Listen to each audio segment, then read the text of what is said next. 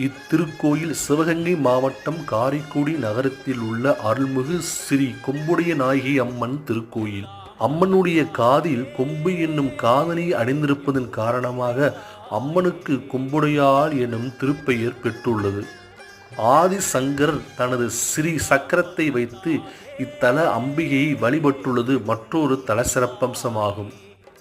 குழந்தை வரம் வேண்டி குழந்தை பெற்றதும் கருப்பு தொட்டில் கட்டி அக்குழந்தையை அதில் இருத்தி தொட்டிலை சுமந்து ஆலயத்தினுள் வலவந்து அம்மனின் முன் அக்குழந்தையை கிடத்தி வழிபட்டு நேர்த்தி செய்தல் இத்திருக்கோயில் மிகுந்த முக்கியத்துவமாக கருதப்படுகிறது.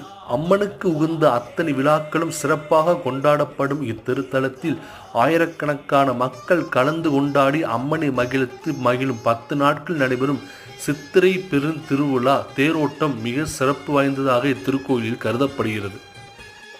ஓம் சக்தி பரா